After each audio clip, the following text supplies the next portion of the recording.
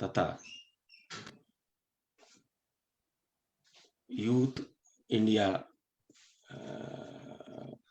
दिया divine India youth association Bombay के सौजन्य से गायत्री परिवार उत्तराखंड द्वारा यह कार्यक्रम दिखाया जा रहा है। आज का हमारा सब्जेक्ट है गर्भावस्था एवं प्रसव के दौरान तनाव प्रबंधन। बहनों भाइयों, जीवन में अच्छी बुरी परिस्थितियां सबके सम्मुख उपस्थित होती हैं, किंतु कुछ लोग उन्हें मन से लगा देते हैं, जिसके कारण हम निराश हो जाते हैं और वही हमारे तनाव का कारण बनता है। इससे स्पष्ट हुआ कि तनाव कोई अलग से वस्तु नहीं है, बल्कि तनाव हम स्वयं पैदा करते हैं। कहा गया है कि up and downs are the part of our life, but how we are taking it is art of life. भलाई बुराई जीवन में सबकी आती है, परंतु जब हमारी इच्छाओं की पूर्ति नहीं होती है, अपेक्षाओं की पूर्ति नहीं होती है, तो हम तनावग्रस्त हो जाते हैं। और विशेषतया गर्भिणी को तो तनाव में आना ही नहीं चाहिए, उन्हें तो हर समय खुश रहना चाहिए, क्योंकि उसके साथ एक जिंदगी जुड़ी हुई है, भावी पीढ़ी उसके साथ जुड़ी हुई है। गर्भावस्था के दौरान यदि गर्भिणी तनावग्रस्त रहेगी तो बच्चा भी कुंठाग्रस्त रहेगा और उसका दुष्प्रभाव उसके जीवन भर पड़ेगा।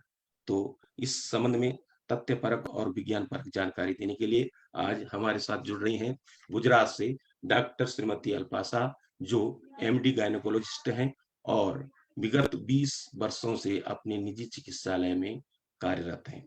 गायत्री परिवार के साथ आप विगत 3 वर्षों से जुड़ी हुई हैं और इस तरह के गर्भोत्सव संस्कार और सेमिनार जगह जगह संपन्न कराती आ रही हैं। आपका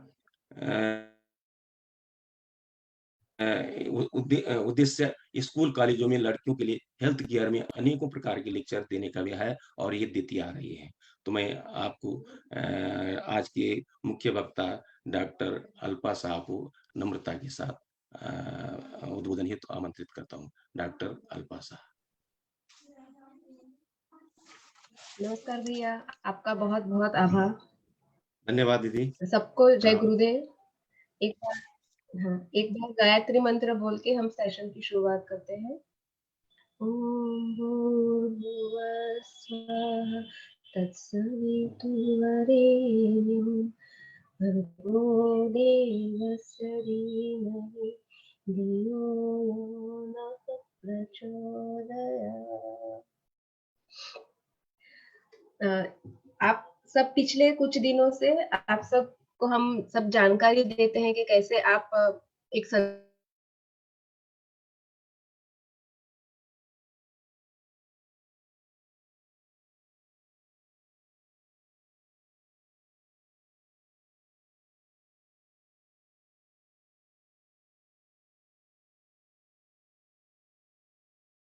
पेन सहन कर सकेंगे या नहीं, मेरे बच्चे को कुछ तकलीफ होगी कि नहीं, ये सब प्रश्न चिंताएं आपके मन में चलती ही रहती है। जब से प्रेगनेंसी रहती है तब से आपको ये प्रश्न आपके मन में उठता ही रहता है। स्क्रीन दिख रही है सबको भैया? नहीं दिख रही है दीदी। हाँ जी, एक मिनट। अभी दिख रही है? अभी भी नहीं दिख रही है। जी हाँ, दिख रही है, स्क्रीन दिख रही भैया दिख रही है ना? तो मैं चालू रखती हूँ। तो ये सेशन हमने स्क्रीन नहीं दिख रही है आपको, आप शेयर स्क्रीन वापस करिए। ठीक है, एक मिनट भैया। ये एग्जिट कैसे करेंगे हम फुल स्क्रीन से? एस्केप दबाइए, एस्केप। ठीक है, थैंक यू।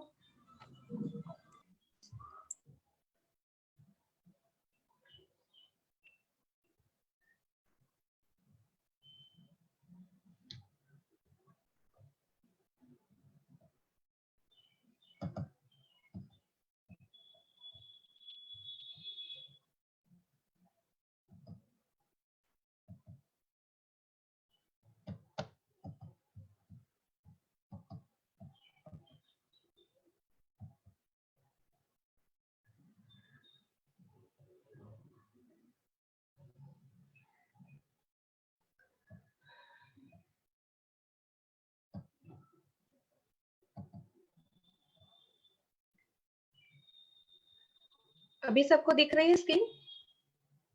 ये दिख रही है दीदी।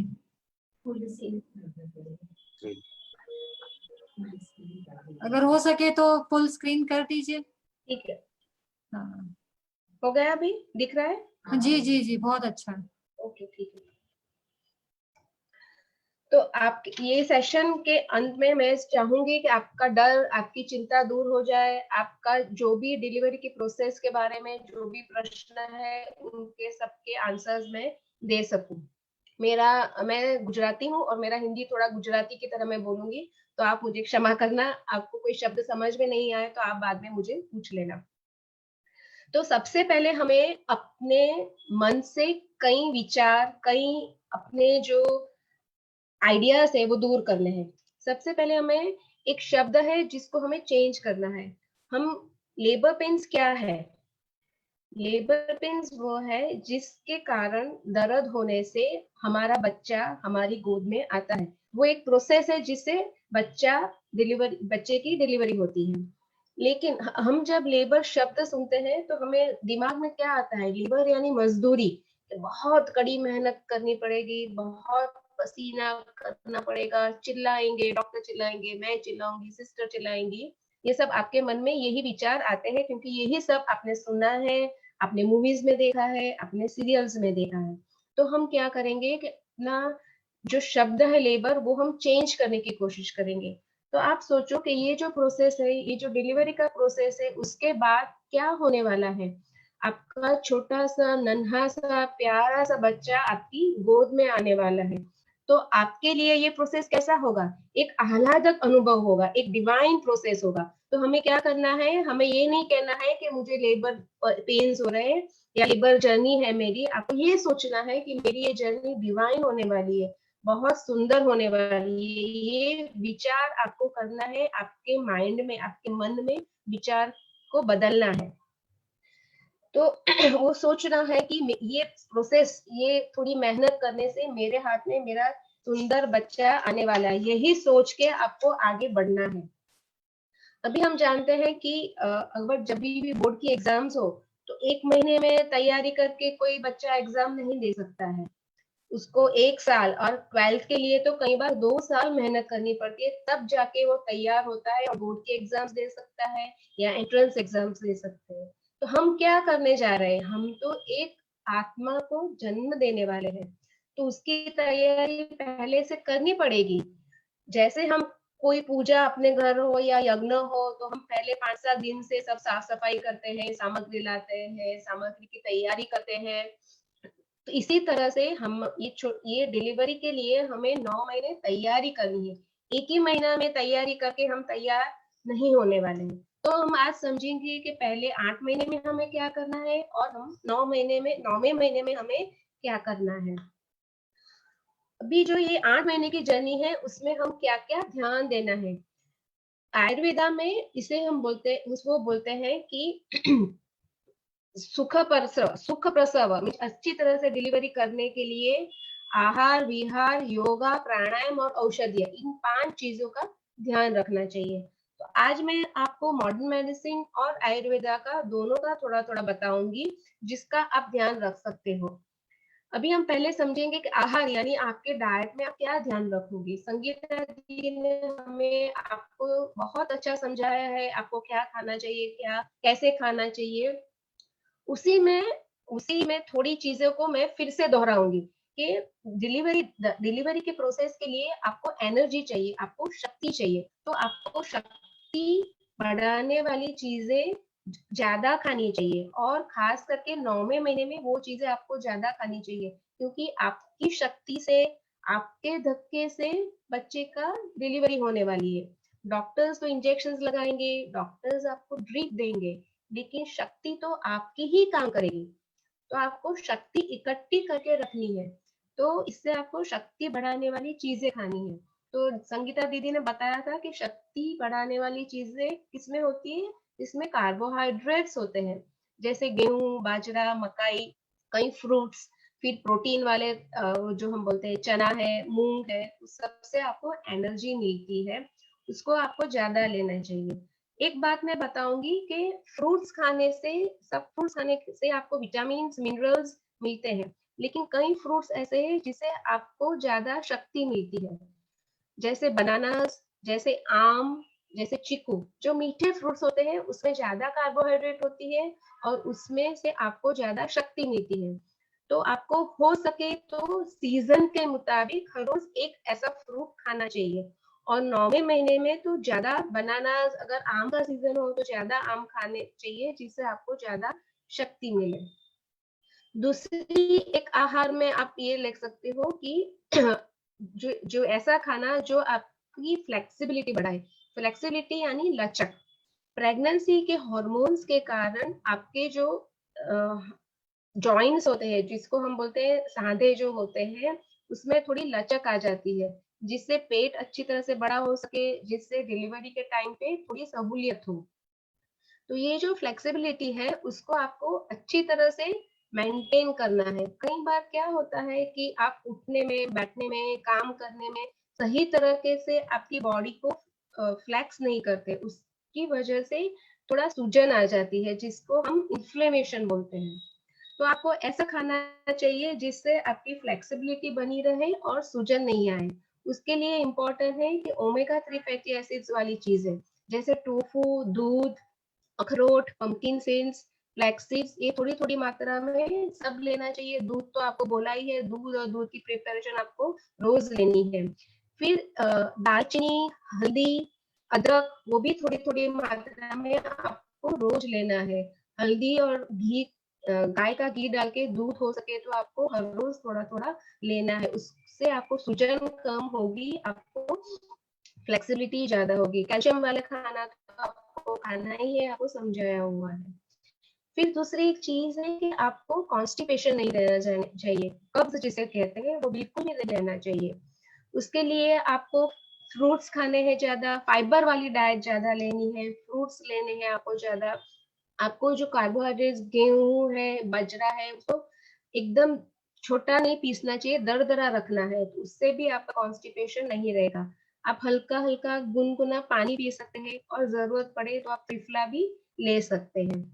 फिर आपको अच्छी डिलीवरी के लिए आपको उष्ण, तीक्ष्ण और गुरु आहार नहीं लेना है, ये आयुर्वेदा कहता है। और ये क्या होता है उष्ण, तीक्ष्ण, गुरु, कि आपको बहुत, जिसे दीदी ने बताया था, संगीता दीदी ने, और बहुत तीखा, बहुत मसाला वाला, तला हुआ, बासी खुराक जो फ्रीज में रखा हुआ है, वो सब आपको नहीं खाना है। आपको अचार नहीं खाने हैं। आपको फर्मेंट किए हुए जो है, जैसा इडली है, हम जो यहाँ गुजरात में ढोकला खाते हैं, यानी कि खमीर वाले खाने आपको नहीं लेने हैं। आपको लघु सुपाच्य आहार लेना है, मीन्स थोड़ा थोड़ा 2-2 घंटे पे खाना है, और जो आहार अच्छी तरह से पच जाए, हल्का हल्का खाना आपको ज्यादा खाना है, इससे आपको डिलीवरी में सहूलियत रहती है। फिर आपको आयुर्वेदा में विहार के बारे में कहते हैं कि आपको कैसी एक्टिविटीज करनी है। उससे पहले ये समझाया उन्होंने कि हमारे शरीर में 5 तरह के प्राण है। उसमें जो अपान वायु है वो डिलीवरी के लिए बहुत जरूरी है। अपान वायु अपने नाभि के नीचे काम करता है, और शरीर में से कुछ भी अपान वायु काम करता है। तो बच्चे की डिलीवरी के लिए भी अपान वायु का सही तरह से चलना बहुत जरूरी है। तो जो चीजें, ये जो उष्ण, जो तीखी चीजें हैं, फ्रीज में रखी हुई चीजें, उससे पित्त बढ़ता है, वात बढ़ता है, और अपान वायु सही तरह से काम नहीं करता, और डिलीवरी में तकलीफ हो सकती है।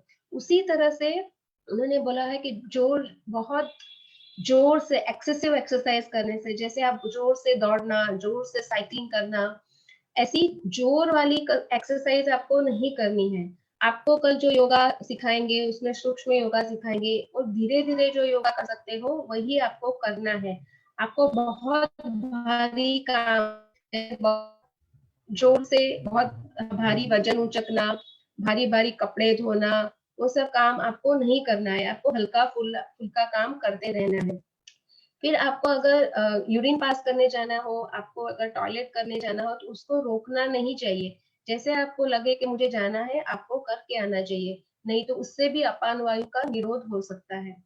फिर बहुत लंबा ट्रैवलिंग हो सके तो नहीं करना है, और जरूरत पड़े तो डॉक्टर से पूछ के ही आपको ट्रैवलिंग भी करना चाहिए। इन सब चीजों से आपका अपान वायु सही सही रहता है और आपकी डिलीवरी अच्छी तरह से होती है। फिर आपको कल योगा सिखाएंगे।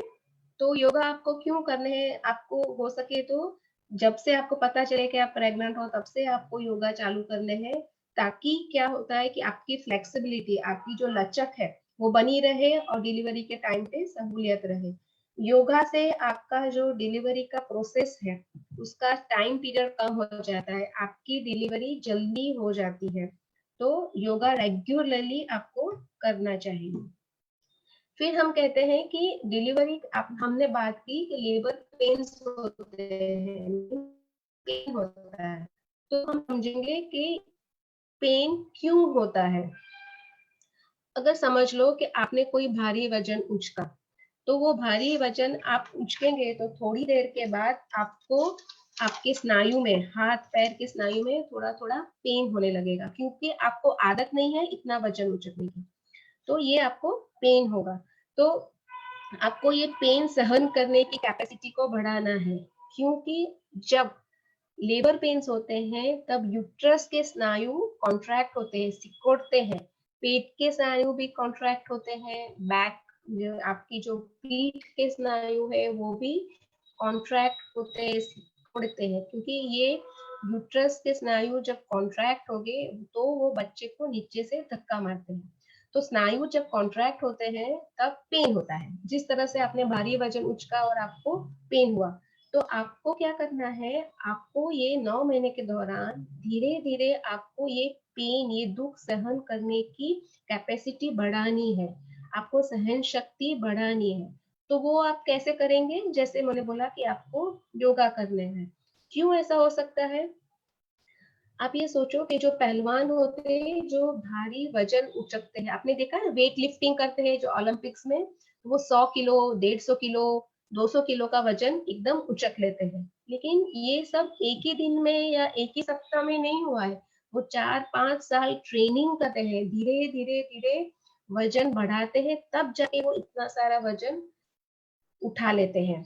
तो हमें क्या करना है, आपको क्या करना है कि आप जब आपको टीचर कहेंगे कि आपको ये योगा 5 बार करना है, तो आप पहले 5 बार करो, फिर धीरे धीरे 10 बार करो, फिर धीरे धीरे 15 बार करो। इस तरह से आपको धीरे धीरे योगा योगा करने की कैपेसिटी बढ़ानी है।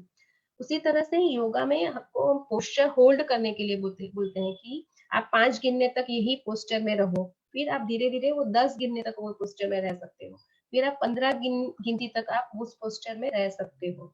इस तरह से आपको पेन कैपेसिटी सहन करने की आपकी ताकत में बढ़ोतरी होती है। ये आप तभी कर सकोगे अगर आपने पहले से योगा किया है, पहले से आप थोड़ा थोड़ा चलते हो, तो आप ये सब कर सकोगे, और ये सब करने से आपकी डिलीवरी में बहुत सहायता होगी। फिर प्राणायाम आता है। प्राणायाम क्या करते हैं कि अच्छी तरह से ऑक्सीजन लेते हैं, और ये ऑक्सीजन प्राणायाम द्वारा लेने से अपने पूरे बॉडी के सब अवयवों में, सब बॉडी पार्ट्स में अच्छी तरह से ऑक्सीजन पहुंचता है, और यूट्रस में और बच्चे को अच्छी तरह से ऑक्सीजन पहुंचता है। तो ऑक्सीजन अच्छी तरह से पहुंचने से बच्चे का डेवलपमेंट अच्छा होता है। सो प्राणायाम भी आपको जो कल बताएंगे उस तरह से प्राणायाम करते ही रहना है। दूसरी बात ये है कि आप जब प्राणायाम करते हो तब आप सांस लेने छोड़ने में ध्यान करते हो, तो एक तरह का वो ध्यान होता है, और इस तरह से करने से आपको आपका मन जो पेन पे है, पेन सोचना कम करता है, और आप ब्रीदिंग पे ध्यान लेने लगते हो, तो आपका ध्यान बढ़ जाता है, तो वो भी एक अच्छी बात है। तीसरी बात प्राणायाम के फायदे की बात करेंगे कि हम बहुत अगर एक्सरसाइज करते हैं, कि हम बहुत भारी काम करते हैं, तो हमारे हाथ और पैर के स्नायु में दर्द होता है, क्योंकि जब स्नायु ज्यादा काम करते हैं तो उनको ज्यादा ऑक्सीजन चाहिए। लेकिन अगर ऑक्सीजन कम हो तो एक लैक्टिक एसिड नाम का केमिकल प्रोड्यूस होता है, जो वो जमा होता है, और लैक्टिक एसिड जमा होने से दर्द होता है। तो जब जब यूट्रस ज्यादा कॉन्ट्रैक्ट करता है और ऑक्सीजन कम होता है तो पेन ज्यादा होता है। तो प्राणायाम करने से, डीप ब्रीथिंग करने से क्या होता है कि हमें ज्यादा ऑक्सीजन मिलता है और लैक्टिक एसिड ज्यादा जमा नहीं होता है और हमें पेन कम लगता है, हम पेन ज्यादा सहन कर सकते हैं। तो हमें प्राणायाम कल जो आपको सिखाएंगे, रेगुलर प्राणायाम करना है, वो ही डिलीवरी के टाइम पे आपको काम में आएगा। फिर आपको कल दीदी ने बहुत अच्छा गर्भ संवाद सिखाया कि आपको बच्चे के लिए कनेक्ट होने के लिए और बच्चे के डेवलपमेंट के लिए गर्भ संवाद करने का। तो मैं भी यही बात दोहराऊंगी कि आपको बच्चे के साथ अच्छी तरह से गर्भ संवाद करना है, क्योंकि जब भी आप दर्द में होते, हम सब जब भी हम दर्द में होते हैं तो हमें क्या याद आ जाता है, ओ माँ, ऐसा बोल लेते हैं, माँ याद आ जाती है। उस तरह से बच्चे को डिलीवरी के टाइम पे थोड़ी थोड़ी तकलीफ होती है, उस पे यूट्रस कॉन्ट्रैक्ट होता है, तब उसको अपनी माँ याद आती है। और अगर आपकी आवाज वो सुनता रहता है, अगर आप पॉजिटिव हो, आप चिंता रहित हो, तो बच्चा भी चिंता रहित रहता है और बच्चे को भी ऐसा लगता है कि मेरी माँ मेरे साथ है। आप अपने बच्चे के लिए एक ब्लैंकेट की तरह हो, एक कंफर्टर की तरह हो, जिसमें उसको सुरक्षा जैसा लग रहा है। तो आपको उसके साथ बात करते रहना चाहिए। सबसे बड़ी बात है गर्भ संवाद में कि आपको जो भी आप क्रिया करते हो, तो आपको बच्चे के साथ बात करनी है। फॉर एग्जाम्पल, अगर आप खाना खाते हो तो आपको बच्चे को बोलना है कि चलो बेटा, आप हम खाना खाते हैं, आज दाल सब्जी खाते हैं, उससे आपको विटामिन मिलेगा। चलो अब हम सोने जाते हैं, अभी मैं आपको कहानी सुनाती हूँ, आप सो जाओ, लोरी सुनाती हूँ, आप अच्छी तरह से सो जाओ। चलो अभी मैं एप्पल खा रही हूँ, आपको उससे विटामिन मिलेंगे, आपको एप्पल बहुत अच्छे लगेंगे। तो उस तरह से क्या होगा कि बात, आपका बच्चा आपकी बात सुनेगा और उसको पता चलेगा कि अभी मम्मी ये कर रही है, मुझे ये करना है, अभी मम्मी ये कर रही है और मुझे ये करना है। तो आप 9 महीने में अगर गर्भ संवाद अच्छी तरह से करेंगे तो डिलीवरी के टाइम पे माँ अपने बच्चे के साथ कनेक्टेड रहेगी। बच्चे को डिलीवरी के टाइम पे थोड़ा थोड़ा नीचे उतरना है और उसको अपने बॉडी और हेड को थोड़ा थोड़ा टर्न करना है, उसको थोड़ा मुड़ना है। तो अगर माँ उसके साथ बातें करती रहेगी तो वो अपने आप जो करना है वो सही तरीके से बच्चा करेगा। उसकी बात हम फिर से आगे करेंगे। फिर आपको 9 महीने में जो विजुअलाइजेशन करना है वो आपको समझना है। सबसे पहले, जैसे मैंने पहले बताया आपको कि जो आपने मूवीज में, सीरियल्स में या किसी की बात सुन के आपके मन में जो डिलीवरी की बात के लिए जो मान्यता है वो आपको दूर करनी है, वो जो विजन है वो आपको दूर कर देना है। आपको क्या सोचना है कि कि मेरा गर्भ एक मंदिर है। आपको रोज मैं जो बोल रही हूँ ये आपको रोज एक बार 2 मिनट के लिए विजुलाइज करना है कि मेरा गर्भ एक मंदिर है और इस मंदिर में परमात्मा का अंश जैसा एक आत्मा पल रहा है। परमात्मा का दिव्य तेज मुझ में आ रहा है और मेरे द्वारा मेरे बच्चे को भी पहुंच रहा है। ये परमात्मा का दिव्य तेज मेरे आजू बाजू में और मेरे बच्चे के आजू बाजू में एक दिव्य सुरक्षा चक्र जैसा बना रहा है और उससे मेरी और मेरे बच्चे की हमेशा रक्षा करेगा। तो इस तरह से आपको ये हमेशा सोचते रहना है कि परमात्मा के आशीर्वाद हमेशा आपके साथ है और आपका डिलीवरी का प्रोसेस बहुत सुखमय, बहुत प्रसन्नता से पास होने वाला है। आपका दिमाग एक एंटेना की तरह है जो परमात्मा की एनर्जी लेके बच्चे तक पहुंचाता है। लेकिन ये कब होगा कि आपके दिमाग में पॉजिटिव विचार चलते रहेंगे, आप खुद नेगेटिव सोचेंगे, आप खुद चिंता करेंगे, तो बच्चे को भी ये नेगेटिव विचार ही पहुंचेंगे। तो आपको पॉजिटिव थिंक करना है, पॉजिटिवली विजुलाइज करना है। ये 8 महीने में ये विजुलाइजेशन आप रेगुलर करते रहिए। फिर आपको दिनचर्या में कहा होगा कि आपको थोड़ा म्यूजिक सुनना है, कौन सा म्यूजिक सुनना है ये सब भी आपको बताया होगा। लेकिन आपको एक बात ध्यान रखनी है कि आपको कौन सा म्यूजिक आपको रिलैक्स करता है। कहीं हर एक को अलग अलग म्यूजिक अच्छा लगता है, अलग अलग म्यूजिक सुन के सबको शांति मिलती है। तो वो जो म्यूजिक है, अगर वो मंत्र है, अगर वो कोई भजन है या कोई सॉन्ग है या इंस्ट्रूमेंटल म्यूजिक है, उसका एक आपको प्लेलिस्ट बना के अपने मोबाइल में रखना है। आपको ये भी ध्यान रखना है कि कौन सा म्यूजिक सुन के बच्चा शांत हो जाता है। कई बार बच्चा अंदर बहुत मूवमेंट करता है और अगर आप कोई म्यूजिक उसको सुनाते हैं और बच्चा शांत हो जाता है, तो वो म्यूजिक भी आपको सेव करके रखना है। अगर आपका गाना, आपकी लोरी या आपका मंत्र जाप करने से भी बच्चा शांत होता है, तो आप वो भी एक रिकॉर्ड करके रख सकते हैं। क्योंकि डिलीवरी के टाइम में जब आप स्ट्रेस में होंगे, बच्चा भी स्ट्रेस में होगा, तो ये म्यूजिक सुनने से आपको रिलैक्सेशन मिलेगा और बच्चे को भी रिलैक्सेशन मिलेगा। तो ये आपको ध्यान करके पहले 8 महीने में ही कर लेना है। फिर आया अभी 9वां महीना। ये आहार विहार योगा प्राणायाम ये सब आपने ये सेमिनार्स में, ये दिन 9 दिन के सेमिनार में आप सीखेंगे, सीख रहे हैं, लेकिन ये डिलीवरी में कैसे काम करेगा ये मैंने आपको बताया। अभी 9वें महीने में क्या करना है उसकी बात हम करें। सबसे पहले तो पेशेंट्स पहले दिन से जब हमारे पास आते हैं तब से पूछते हैं, मैडम मेरी डिलीवरी की तारीख क्या होगी, मैडम कब होगी मेरी डिलीवरी। तो एक्सपेक्टेड डेट ऑफ डिलीवरी जिसे हम ईडीडी कहते हैं वो आपको डॉक्टर आपके बोल देते हैं। लेकिन आपको याद क्या रखना है कि हार्डली 1% लोगों की डिलीवरी ही वही डेट पे होती है, हार्डली। ओके, सो डिलीवरी एग्जैक्ट डेट पे प्रेडिक्ट नहीं कर सकते। आपको जब से 9वां महीना लगता है और उसमें 7 दिन के बाद कभी भी डिलीवरी हो सकती है इस जो एक्सपेक्टेड डेट ऑफ डिलीवरी तक। ठीक है, तो आपको शांति से राह देखनी है। और कई बार तो ये डेट के ऊपर 7 दिन भी जा सकते हैं। कई बार हम वेट करते हैं अगर सोनोग्राफी, बीपी, बच्चा सब कुछ सही हो तो एग्जैक्ट डेट ऑफ डिलीवरी कोई भी डॉक्टर नहीं दे सकता, ये आपको याद रखना है। फिर आपको कई बार ऐसा ऐसे प्रश्न पूछते हैं कि मुझे कैसे पता चलेगा कि मुझे डिलीवरी का दर्द हो रहा है, मुझे कैसे पता चलेगा कि मुझे हॉस्पिटल जाना है। तो थोड़े थोड़े साइन सिम्टम्स है कि आपको ये हो तो आपको पता चलेगा कि शायद अभी मुझे पेन होने वाला है और मुझे हॉस्पिटल जाना पड़ेगा। तो 9वें महीने की शुरुआत में 15 दिन के बाद आपको कभी कभी क्या होता है कि आपको कमर में थोड़ा थोड़ा दर्द रहने लगता है। पहले से दर्द हो तो वो बढ़ जाता है और पहले बिल्कुल भी नहीं हो तो थोड़ा थोड़ा होने लगता है। फिर आपको जो आपकी पसली होती है उसकी नीचे की जगह एकदम खाली फील होने लगती है। आपको ऐसा लगता है कि हाँ एकदम एक खड्डा जैसा हो गया। ये क्यों होता है कि क्योंकि बच्चा 9वें महीने में थोड़ा नीचे उतरता है। वो नीचे उतरता है तो उससे हड पसली की नीचे की जगह थोड़ी खाली हो जाती है। तो ये भी इंडिकेशन है कि आपका बच्चा नीचे उतरा है और आपको शायद अभी थोड़े दिन में पेन होगा। और जब बच्चा नीचे उतरता है तो आपको बार बार यूरिन पास करने जाना पड़ता है।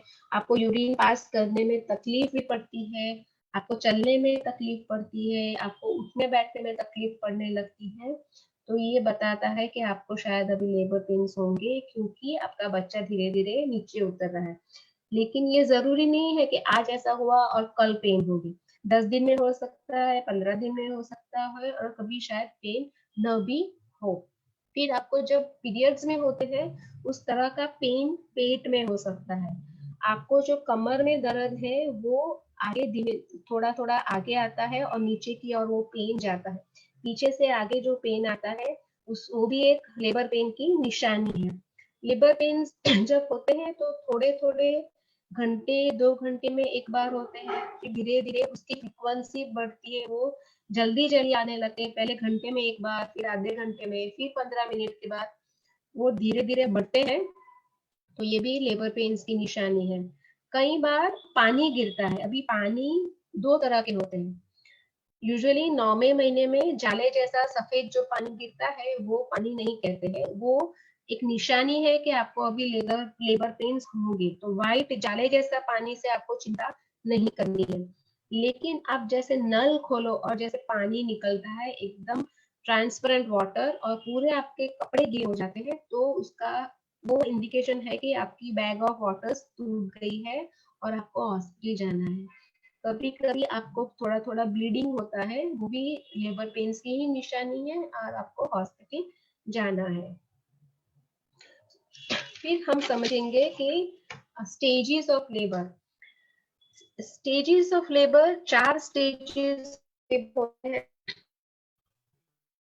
फर्स्ट ये जो जगह आपके गर्भाशय का, ये गर्भाशय है, उसमें बच्चा है, और ये गर्भाशय का मुंह है, ये जो बिल्कुल भी बंद होता है। सो जब आपको पेन चालू होता है तब ये बंद होता है। सो दिस इज द, ये फर्स्ट स्टेज ऑफ लेबर की स्टार्टिंग है। और जब 10 सेंटीमीटर जब पूरी जगह खुल जाती है तब फर्स्ट स्टेज खत्म होता है और सेकंड स्टेज चालू होता है। सेकंड स्टेज वो एक्चुअल बेबी की डिलीवरी का जो प्रोसेस है वो सेकंड स्टेज में होता है। वो एक या 2 घंटे का होता है। जो पहली बार डिलीवरी होती है उसको 2 घंटे जैसा लग रहा है लगते हैं, और जो दूसरी तीसरी बार होती है उसमें 30 मिनट में या 1 घंटे में डिलीवरी हो जाती है। तो थर्ड स्टेज ऑफ लेबर है वो बेबी की डिलीवरी के बाद जो मैली होती है उसकी डिलीवरी के प्रोसेस को थर्ड स्टेज ऑफ लेबर कहते हैं। और फोर्थ स्टेज ऑफ लेबर वो डॉक्टर्स के लिए होते हैं, वो जो डिलीवरी के पोस्ट डिलीवरी जो कॉम्प्लिकेशंस होते हैं उसको ऑब्जर्व करने होते हैं हमें। तो fourth stage is important for the doctor. आपको सबसे ज्यादा समझने की जरूरत है फर्स्ट स्टेज। आपको जो करना है वो फर्स्ट स्टेज में करना है, आपको जो ध्यान रखना है वो फर्स्ट स्टेज में रखना है। फर्स्ट स्टेज ऑफ लेबर में 2 पार्ट्स होते हैं, एक है लेटेंट फेज और एक है एक्टिव फेज। ये लेटेंट फेज है, आप देख सकते होंगे यहाँ कि वो 12 से 36 घंटा चलता है। पहली डिलीवरी में कभी 2-2 दिन तक वो लेटेंट फेज चलता है। अभी लेटेंट फेज क्या है, मैंने आपको बताया कि फर्स्ट स्टेज चालू होता है तब गर्भाशय का मुंह टोटली बंद होता है। गर्भाशय का मुंह जब 3 से 4 उंगली जितना, 3 से 4 सेंटीमीटर जितना खुल जाए तो उसको हम लेटेंट फेज कहते हैं। ये यहाँ से यहाँ जाने के लिए ज्यादा टाइम लगता है। क्यों ज्यादा टाइम लगता है कि आप देख सकते हो तो गर्भाशय का मुंह है, ये जो है उसकी लंबाई 3 to 4 सेंटीमीटर होती है। धीरे धीरे इसकी लंबाई कम होती है, गर्भाशय का मुंह जो होता है उसकी जो चौड़ाई होती है वो कम होने लगती है, वो थिन होने लगता है और लेंथ कम होने लगती है और जगह खुलती है। ये सब काम साथ में होते हैं और उसमें थोड़ी देर लगती है। यहाँ आप देख सकते हो कि 3 to 4 सेंटीमीटर जितनी जगह खुल गई है, ये काफी पतला हो गया है। और अभी आफ्टर दिस, इसके बाद पेशेंट एक्टिव फेज में जाते हैं और इसको पूरा जगह खुल गई है और अभी बच्चे की डिलीवरी की तैयारी है। अभी आपको ये जो लेटेंट फेज है, मैंने बताया कि 12 to 36 आवर्स है। देखो आप ये घंटे, ये टाइम सुन के आपको बिल्कुल भी घबराना नहीं है। आपको ये नहीं सोचना ये 36 नहीं सोचना है। आपको क्या सोचना है कि मुझे तो 12 घंटे लगने वाले। आपको मैंने रेंज दी है, सब में ये टाइम नहीं लगता। तो आपको तो यही सोचना है कि मुझे तो 12 घंटे लगते हैं। और आपको अभी एक्चुअली मैं बोल रहा हूँ, आपको ये सोचना ही नहीं कि कितने घंटे लगेंगे। आपको तो यही सोचना है कि मैडम आप मुझे बताओ कि हमें क्या करना है, जितना भी टाइम लगे हमें उसकी परवाह नहीं है। हम अपने आप बताओ कि वो हम करेंगे। तो मैं आपको बताऊंगी कि आपको लेटेंट फेज में क्या करना है। आजकल हमने क्या देखा है, मैं आपको क्यों इतना समझा रही हूँ कि आजकल सब बोलते हैं ना कि सीज़ेरियन का रेट बढ़ गया है, बढ़ गया। तो मैंने और मेरे सब साथियों ने सबने ये देखा है कि क्या प्रॉब्लम है कि पेशेंट्स, अभी थोड़ा पेन चालू हुआ और पेशेंट्स को होता है कभी चलो लेबर पेन्स चालू हो गए, हॉस्पिटल जाते हैं, अब डिलीवरी हो जाएगी। ऐसा नहीं है। पेन चालू होने के 10 से 12 घंटे मिनिमम और मैक्सिमम 36 to 48 आवर्स के बाद डिलीवरी होने वाली है। ये आपको माइंड में क्लियर रखना है। डिलीवरी का दर्द होने के तुरंत घंटे के बाद डिलीवरी बहुत कम लोगों की होती है। ठीक है, तो आपको ये 12-36 घंटे शांति से निकालने हैं। अभी अगर आपके 9वें महीने की जो सोनोग्राफी नॉर्मल है, आपकी डॉक्टर सोनोग्राफी नॉर्मल है, आपका बीपी नॉर्मल है, आपका बच्चे का वजन सही है, बहुत ज्यादा 3 किलो से ज्यादा नहीं है, बच्चे के आजू बाजू में जो पानी होता है वह सही है, आपके बच्चे के गले में नाल नहीं है, ये सब आपको डॉपलर सोनोग्राफी 9वें महीने में जो करते हैं उसमें पता चलता है। अगर ये सब सही है तो आप डिलीवरी का दर्द जब चालू हो तब आप हॉस्पिटल जाके एक बार चेकअप करवा पूछ सकते हो कि मुझे पेन चालू हुए हैं, मुझे हर घंटे 2 घंटे में थोड़े थोड़े पेन्स आते हैं, और आप टाइम करो कि कितने देर में पेन्स आते हैं और देखो कि वो पेन्स कितनी सेकंड्स लास्ट कर सकते हैं। हार्डली 10-20 सेकंड्स वो पेन रहेगा और फिर चला जाएगा। तो इस टाइम पे आप घर रह सकते हो। क्योंकि घर में आपको कंफर्ट ज्यादा है, घर में आप बैठना ज्यादा कंफर्टेबल है। आप घर में घूमते फिरते रहो, आप हल्का फुल्का खाना खाते रहो, घर में जब फैमिली मेंबर्स होते हैं उसके साथ बात करते रहो। अगर आपके घर में थोड़ा ध्यान करने की जगह हो या मंदिर हो, वहां जाके आप बैठ सकते हो, मंत्र जाप कर सकते हो, ध्यान कर सकते हो और शांति से कंफर्टेबली वो टाइम पास कर सकते हो। लेकिन आपको डॉक्टर को पूछ के ये करना है, सब पेशेंट्स ऐसा नहीं कर सकते। मैंने जो बताया कि 9वें महीने की डॉक्टर सोनोग्राफी नॉर्मल हो तो ही आप घर पे ये टाइम पास कर सकते हो। अगर आप में आपकी डॉक्टर सोनोग्राफी में कुछ प्रॉब्लम है तो आपको हॉस्पिटल ही जाना है और हॉस्पिटल में एडमिट हो जाना है और डॉक्टर के ऑब्जर्वेशन में आपको रहना है। डॉक्टर आपका और आपके बच्चे को मॉनिटर करते रहेंगे और आपका ये लेटेंट फेज धीरे धीरे पास होगा। हॉस्पिटल में भी आपको क्या करना है कि आपको बिल्कुल एंग्शियस नहीं होना है। मैंने जैसे बोला, आपको थोड़ा ब्रीदिंग सिखवाएंगे, वो कर सकते हो, थोड़ा चल सकते हो। आपको मैंने बोला कि आपका जो म्यूजिक का प्लेलिस्ट बनाया है वो आप सुन सकते हो, आप मंत्र जाप कर सकते हो, आप थोड़ा थोड़ा घूमना फिरना, थोड़ी एक्सरसाइज कर सकते हो, आप थोड़े आपके रिलेटिव्स हो उसके साथ बातें कर सकते हो। क्योंकि ये टाइम पे डॉक्टर एवरी 4 आवर्स 3 आवर्स 4 या 5 घंटे के बाद आपकी जांच करेंगे कि कैसा प्रोग्रेस हो रहा है।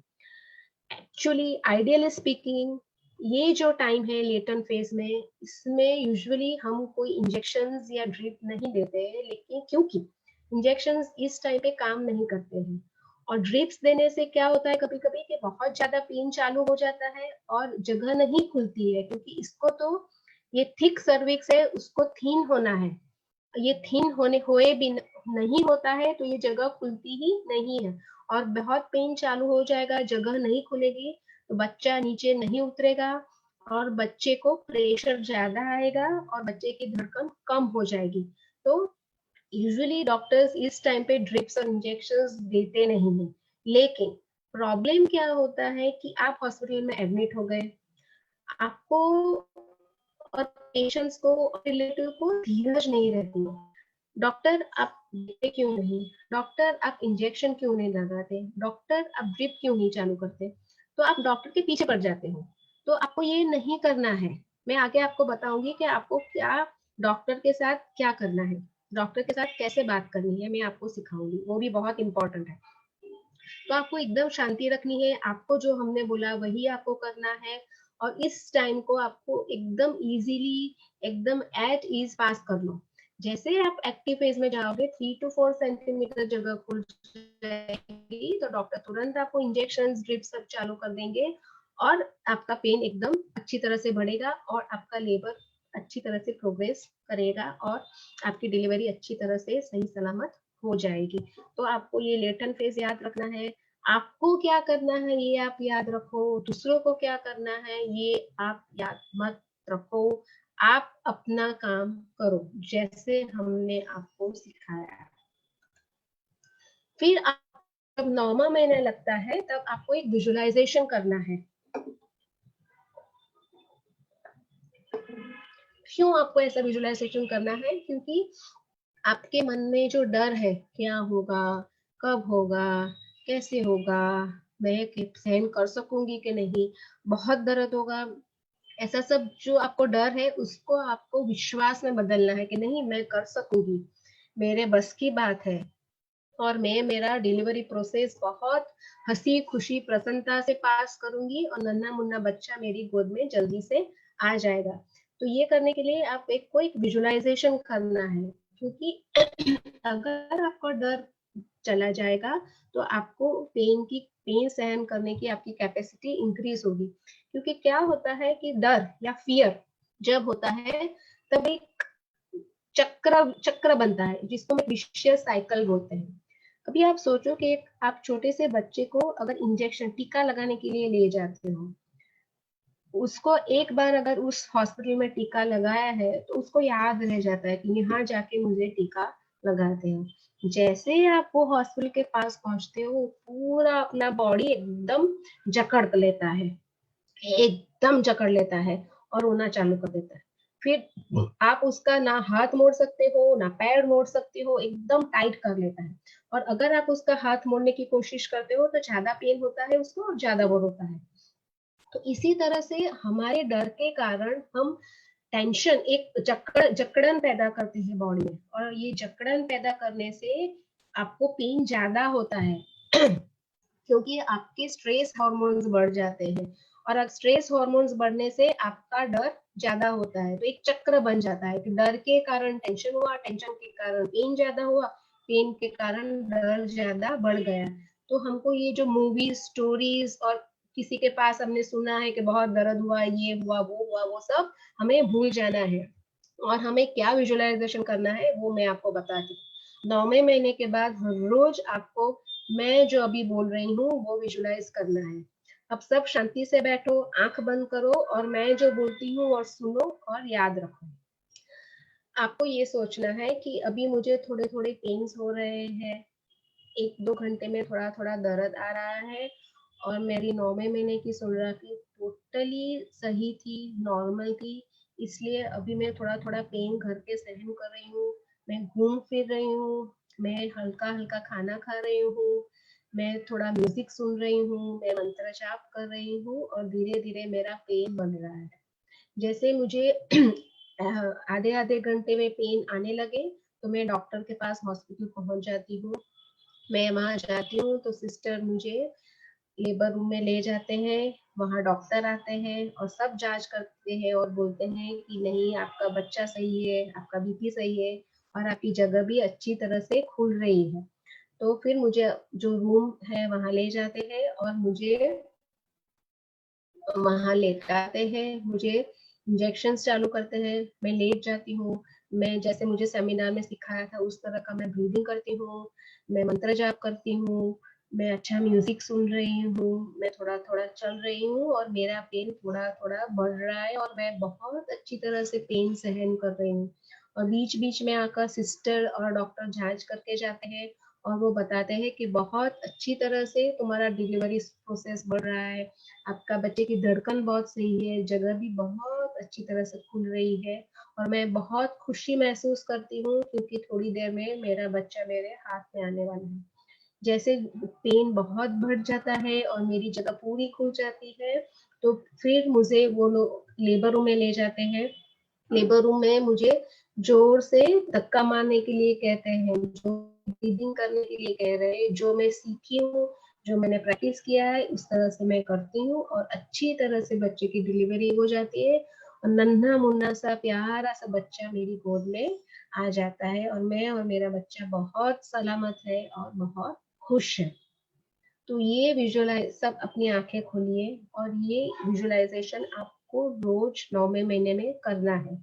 ये करने से आपका डर दूर हो जाएगा, आपको खुद पे विश्वास होगा कि नहीं, मैं ये अच्छी तरह से कर लूंगी, और मेरा प्रोसेस बहुत सुंदर, बहुत आह्लादक होने वाला है। सबकी बातें आपको सुननी नहीं है। तो ये विजुअलाइजेशन बहुत इम्पोर्टेंट है। उसके बाद आपको एक टीम चूज करनी है। तो हम ऐसा बोलते हैं कि डिलीवरी के प्रोसेस में आपको सबकी हेल्प चाहिए, आपको डॉक्टर और नर्सिस की तो हेल्प चाहिए, लेकिन आपके साथ जो रहने वाले हैं उसकी भी आपको हेल्प चाहिए। आप अकेले ये काम नहीं कर सकते हो, या मुश्किल से कर सकते हैं। सबसे पहले सिलेक्शन ऑफ डॉक्टर। अभी selection of doctor is very important. Her doctor अच्छा होता है, हर डॉक्टर अपने कॉलेज काल में सब पढ़ के प्रैक्टिस करके आते हैं, लेकिन आपको उस डॉक्टर के साथ सलामती, कंफर्टेबल फील होना चाहिए, आपकी और डॉक्टर की वाइब्स मैच होनी चाहिए। इट्स वेरी बहुत इंपॉर्टेंट है, क्योंकि डिलीवरी के टाइम पे आपको अपने बॉडी और बच्चे को डॉक्टर को सौंप देना है। आप ऐसा कब कर सकोगे, अपने आप को कब किसी को सौंप सकोगे, जब आपको उस डॉक्टर पे विश्वास, उस पे कंफर्ट फील होती है। अगर एक छोटा सा बच्चा हो, और वो छोटा सा बच्चा 1 या 2 साल का, और वो दीवार पे खड़ा है और नीचे खड़ी रह के अगर उसके डैडी उसको बोलते हैं कि बेटा कूद जा, मैं आपको पकड़ लूंगा, तो बच्चा कूद ही जाता है, क्योंकि उसको अपने पापा पे पूरा विश्वास है। उसी तरह से आपको अपने डॉक्टर पे पूरा विश्वास रखना है। इसलिए डॉक्टर सिलेक्ट करने के टाइम आपको ये नहीं सोचना है कि मेरा सब फैमिली मेंबर्स यहाँ गए हैं, या इस डॉक्टर का नाम बहुत है, या ये मेरे घर के बहुत पास है इसलिए मुझे इसी डॉक्टर के पास जाना है। ऐसा नहीं है। आप जाते हो, वो डॉक्टर तो सही है, लेकिन अगर उसकी और आपकी वाइब्स मैच नहीं होती है तो आपको डिलीवरी के टाइम पे कंफर्टेबल फील नहीं होगा, आप उस पे विश्वास नहीं रख सकोगे। और अब जब आप विश्वास नहीं रखोगे, तो मैंने जब वो चक्र बताया, विश्वास नहीं रखोगे, आपको ज्यादा डर लगेगा तो आपको ज्यादा पेन होगा, तो आपका डिलीवरी प्रोसेस अच्छी तरह से पास नहीं होगा। तो सिलेक्ट डॉक्टर बहुत शांति से करना है। आपको ऐसा लगे कि नहीं मुझे कंफर्टेबल फील नहीं होता है, तो आप पहले से आपके डॉक्टर को चेंज कर लें। ठीक है। फिर आपको hospital, actually hospitals are very not very important, because आजकल एक ही दिन में डिलीवरी में तो 24 आवर्स में हम छुट्टी दे देते हैं, और सिजेरियन होता है तो भी हम 3rd डे छुट्टी दे देते हैं। लेकिन फिर भी आपको हॉस्पिटल देखना चाहिए आपको, क्योंकि जैसे अब 10वीं या 12वीं के एग्जाम हो, तब हम देखने जाते हैं कि नंबर कहाँ आया, कौन से स्कूल में आया है, कौन सी बेंच पे आया है। क्यों हम देखने जाते हैं?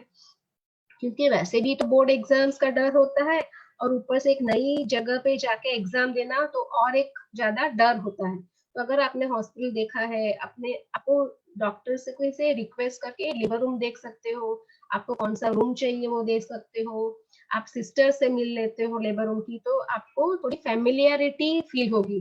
तो आप जब वहां जाओगे लेबर के टाइम में, तो आपको एक अनजान जगह जाने का डर नहीं रहेगा। आपको पता होता है कि हाँ भाई उनकी सिस्टर्स को मैं मिली हूँ, मेरा रूम भी मैंने देखा हुआ है, तो मुझे बिल्कुल भी डर नहीं लगता। तो ये भी आपको डर कम करने में हॉस्पिटल देखना, डॉक्टर सिलेक्ट करना है, वो बहुत इंपॉर्टेंट है। तीसरी बात आई कि आपके साथ बर्थिंग के टाइम, डिलीवरी के टाइम पे आपके साथ कौन रहेगा, जिसको हम बर्थिंग पार्टनर कहते हैं। फॉरेन कंट्रीज में क्या होता है कि वो लोग अकेले रहते हैं, उनके मदर इन लॉ, मदर वो साथ में नहीं रहते, तो वो तो डोला बोलते हैं जो बर्थिंग पार्टनर को, उसको पैसे दे के हायर करते हैं, रेंट पे रखते हैं। तो वो डोला पूरे 9वें महीने में उनको क्या कसरत, क्या खाना पीना, क्या एक्सरसाइज करनी वो सिखाते हैं, और डिलीवरी के टाइम पे उनके साथ रहते हैं, उनको हॉस्पिटल में हेल्प करते हैं, और डिलीवरी के बाद उनको फीडिंग में, बेबी की केयर करने में भी हेल्प करते हैं। लेकिन हम इंडियंस तो बहुत लकी है हमारे पास तो हमेशा रिलेटिव्स, फैमिली होते हैं, मदर होती है, मदर इन लॉ, भाभी, ननद, फ्रेंड्स, सब होते हैं। लेकिन आपको सबको इकट्ठा नहीं करना है। आपको जब पेन हो जाए, तब आपको सबको फोन करके बताना नहीं है कि मुझे पेन हुआ है, अभी मैं हॉस्पिटल जा रही हूँ, आप भी आ जाओ, आप भी आ जाओ। लोगों को इकट्ठा नहीं करना है वहां, आपको उसी लोगों को साथ रखना है जिसके साथ आप कंफर्टेबल हो, या मदर या हस्बैंड तो होंगे, सिस्टर होंगी, मदर इन लॉ, जो भी हो, एक या दो जन इनफ है, सबको इकट्ठा होकर कुछ करने की जरूरत नहीं है। अभी आपको बर्थिंग पार्टनर, एक तो आप जिसके साथ कंफर्टेबल हो, लेकिन कई बार हमने देखा है कि जो पेशेंट की मम्मी होती है, वो बहुत डरी हुई होती है, उस खुद को उसको बहुत टेंशन होता है, खुद को उसको बहुत चिंता होती है। तो ऐसे लोगों को डिलीवरी के टाइम पे पेशेंट के साथ नहीं रहना चाहिए। मैंने कई बार देखा है कि पेशेंट तो अपने आप अच्छी तरह से पेन सहन कर रही है, लेकिन उसकी जो मम्मी होती है वो हमें बोलती है, मैडम कितने घंटे हो गए, अभी मेरी बच्ची को तो कितना पेन हो रहा है, वो उसको बहुत तकलीफ हो जाएगी, उसके बच्चे को तकलीफ हो जाएगी, मैडम वो तो नहीं कह सहन कर सकेगी, आप सिजेरियन कर दो, हमें वेट नहीं करना है। नहीं, ऐसे लोगों को साथ नहीं रहना है। जो आपके साथ रहना चाहिए वो एकदम रिलैक्स्ड होना चाहिए। वो जो बर्थिंग पार्टनर है वो मेंटली बहुत स्ट्रांग होना चाहिए। उसका काम क्या है कि वो आपको धीरज दे, वो आपको मंत्र जाप करने में हेल्प करे, वो आपको हल्का हल्का मसाज दे, वो आपको पॉजिटिव वाइब्रेशंस दे, नहीं कुछ भी नहीं होगा, बहुत अच्छा होने वाला है, कुछ भी टाइम नहीं हुआ, इतना भी टाइम नहीं हुआ, आप तो बहुत अच्छी तरह से सहन कर रहे हो, इस तरह का आपको पॉजिटिव वाइब्रेशंस देने, आपको थोड़ी शक्ति देनी है। तो इस तरह के जो फैमिली मेंबर्स हो उसको ही आपको अपने पास रखना है। कई बार हस्बैंड भी बहुत ढीले हो जाते हैं, तो हस्बैंड को भी नहीं रहना चाहिए। जो स्ट्रांग हो, जो शांत हो, जो आपको कंफर्ट दे सके, शक्ति दे सके, उसको ही आपको साथ रखना है। सो वेरी इंपॉर्टेंट कि आपका डॉक्टर, हॉस्पिटल और बर्थिंग पार्टनर सिलेक्ट आपने पहले से किया हुआ हो। क्योंकि एंड में फिर भागा दौड़ी होगी कि ये मैं किसको बुलाऊं, किसको फोन करूं, कौन आएगा, ऐसा केओस नहीं होना चाहिए। डिलीवरी का दर्द होना है वो तो हमको 9 महीने से पता ही है ना, तो 9वें महीने में हमको ये डिसाइड करना है कि कौन अपने साथ रहेगा। फिर मैंने बार बार मैं बोलती हूँ कि आपको रिलैक्स रहना चाहिए, आपको स्ट्रेस में नहीं रहना चाहिए। तो कैसे आप अपने आप को रिलैक्स कर सकते हो, इसकी हम बात करेंगे। तो कई चीजें हैं जिससे हम रिलैक्स रह सकते हैं। पहले 9 महीने में जो हमने बताया कि योगा, प्राणायाम, म्यूजिक वो सब करते हो, वो तो आपको करते ही रहना है। फिर अलग अलग पोस्टर्स है जिससे आपको थोड़ा रिलैक्सेशन फील होगा। कई लोगों को चलने से अच्छा लगता है, कई लोगों को या चेयर पे या बेड, जो हॉस्पिटल का बेड है उससे आराम मिलता है, इस तरह से मुड़ के। कई लोगों को दीवार या बर्थिंग पार्टनर के साथ सपोर्ट लेके अच्छा लगता है। ये बहुत अच्छी पोजीशन है कि आपको करवट लेके सोना है और पैर के बीच में एक तकिया रख के सोना है। तो इसलिए हम आपको बोलते हैं कि आपको 2-3 पिलोज अपने घर से ले जाने चाहिए, क्योंकि इस तरह से आपको पिलो चाहिए, ये कंफर्टेबल पिलो होना चाहिए, आपको कंफर्टेबल फील होना चाहिए। कई लोग को बैठ के अच्छा लगता है, जो भी पोजीशन आपको अच्छा लगती है वो आप ले सकते हो। लेकिन यूजुअली हमने क्या देखा है कि फॉरवर्ड बेंडिंग, इस तरह से फॉरवर्ड बेंडिंग या इस तरह से फॉरवर्ड बेंडिंग, इस तरह से फॉरवर्ड बेंडिंग या बैंड होके सपोर्ट करने से थोड़ा अच्छा फील होता है। उसमें क्या होता है कि बैक मसल्स थोड़े रिलैक्स होते हैं, और जो बर्थिंग पार्टनर है आपको थोड़ा मसाज करके देते हैं तो आपको अच्छा फील होता है। क्योंकि मसाज करने से क्या होते हैं, डीप मसाज करने से पॉजिटिव हार्मोन्स, एंडोर्फिन्स प्रोड्यूस होते हैं, और जो स्ट्रेस हार्मोन्स, कॉर्टिसोल्स वो कम हो जाते हैं, तो आपको पेन अच्छी तरह से आप सहन कर सकते हो। पूरा जो आपका हॉस्पिटल का एनवायरनमेंट है वो आप जो मंत्र जाप, म्यूजिक जो मैंने बोला पहले, वो आप सुन सकते हो, कंफर्टेबल पोजीशंस ले सकते हो। आपको पिलोज और मैट्रेसेस हो सके तो घर से लेके जाना, क्योंकि हॉस्पिटल के पिलोज और मैट्रेसेस अलग होते हैं, और कई बार हमें अपने पिलो की, अपनी बेडशीट की आदत आदत होती है। तो सॉफ्ट बेडशीट आप घर से ले जा सकते हो, जिससे आपको कंफर्टेबल फील हो, आपको रिलैक्स फील हो। कई बार हॉस्पिटल के पिलोज और बेडशीट्स में थोड़ी थोड़ी उस डेटॉल की, ब्लीच की स्मेल आती है, जो कई लोगों को पसंद नहीं है। फिर अरोमा थेरेपी कर सकते हो, आप अगरबत्ती जला सकते हो। अरोमा थेरेपी में आप लेवेंडर ऑयल लगा सकते हो, आप पिपरमिंट ऑयल जला सकते हो, उससे आपको रिलैक्सेशन फील होगा। मंत्र चैंटिंग मैंने बोला, आप करते रहो, मंत्र जा सकते हो, उससे आपको शांति मिलती है।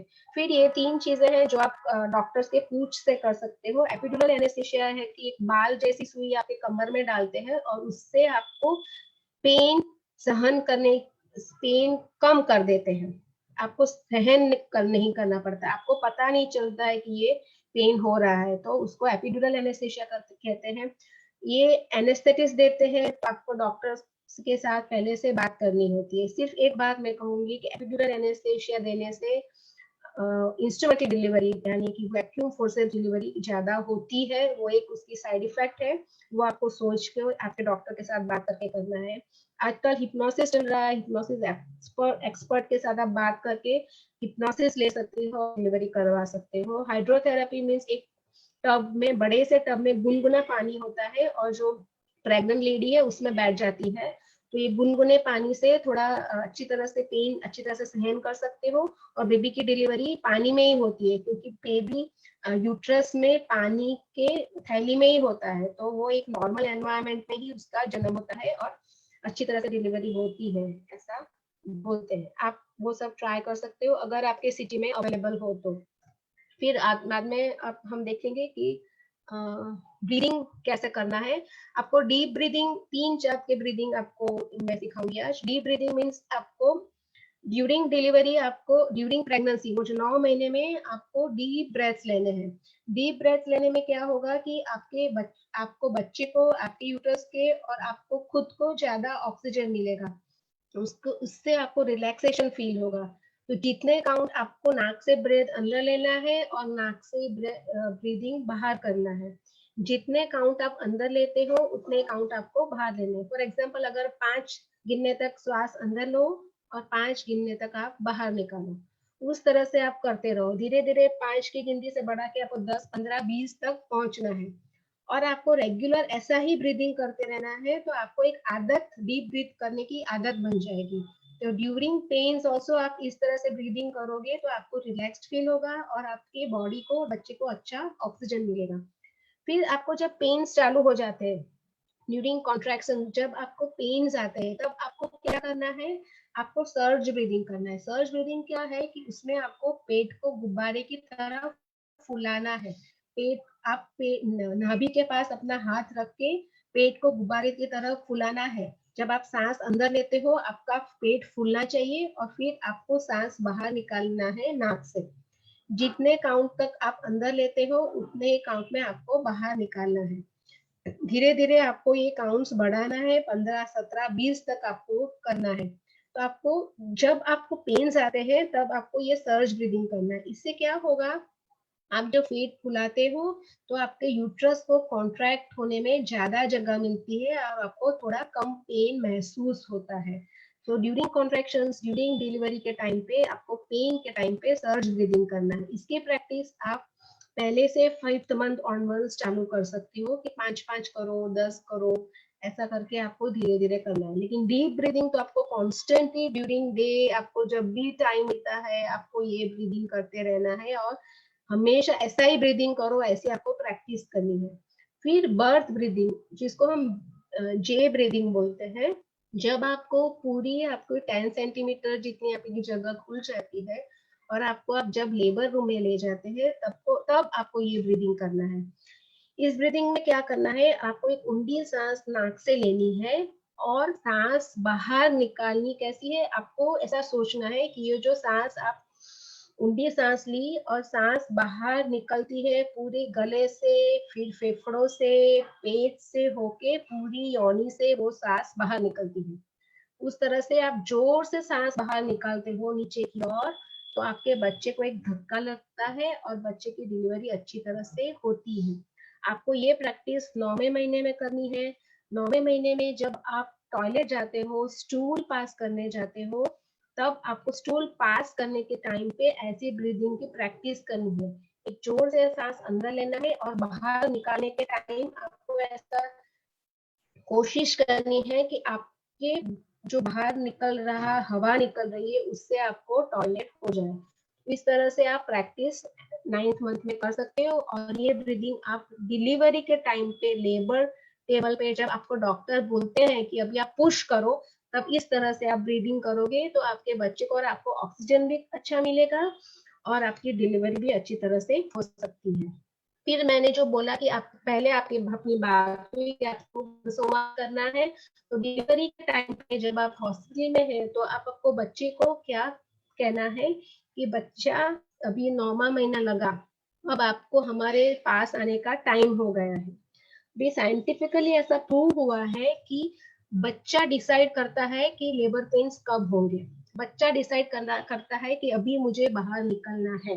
तो अभी जब बच्चा कब ऐसा सोचता है कि जब उसके लंग्स, उसके फेफड़े बराबर मैच्योर हो गए होते हैं और उसको लगता है कि वो बाहर आके अच्छी तरह से रह लेगा, तब उसके बॉडी में से प्रोस्टाग्लैंडिन नाम के एक हॉर्मोन्स निकलते हैं। ये हॉर्मोन्स बच्चे में से प्लेसेंटा माँ से माँ की ब्लड में जाता है और माँ के ब्लड में जाने से माँ के यूट्रस में थोड़े रिसेप्टर्स होते हैं, वो डेवलप होते हैं और ऑक्सीटोसिन नाम का हार्मोन जिससे पेन होता है वो बढ़ने लगते हैं और तब भी जाके डिलीवरी का पेन होता है। इसीलिए आपको 9वें महीने में बच्चे के साथ ये गर्भ संवाद करना है कि बच्चे अभी तो 9 महीने हुए, अब आपको जल्दी जल्दी मेरे पास आना है। मैं और आपके पापा आपका इंतजार कर रहे हैं, घर में सब तैयारी हो गई है, आपके दादा दादी नाना नानी आपका इंतजार कर रहे हैं, आप जल्दी जल्दी हमारे पास आ जाओ। ऐसा बोलने से बच्चा आपका सुनेगा और बच्चे में से प्रोस्टाग्लैंडिन्स के हॉर्मोन्स निकल सकते हैं। दूसरा ये है कि डिलीवरी के टाइम पे बच्चे को नीचे उतरना है। थोड़ा नीचे उतरेगा तो जगह अच्छी तरह से खुलेगी और उसको थोड़ा मुड़ना है, उसको थोड़ा टर्न होना है। तो वो टर्न अच्छी तरह से होगा तो नॉर्मल डिलीवरी होगी।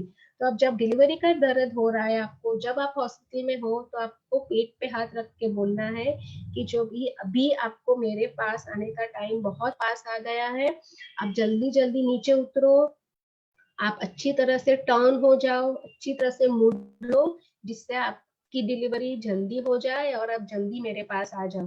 बेटा आप जल्दी जल्दी नीचे उतरो, आप जल्दी जल्दी नीचे उतरो। तो ये बच्चा सुनेगा। एक साइंटिफिकल एग्जाम्पल है कि एक डॉक्टर ने बोला कि ये बच्चा बिल्कुल भी नीचे नहीं आ रहा है, आधे घंटे के बाद मैं सीजेरियन करूंगा।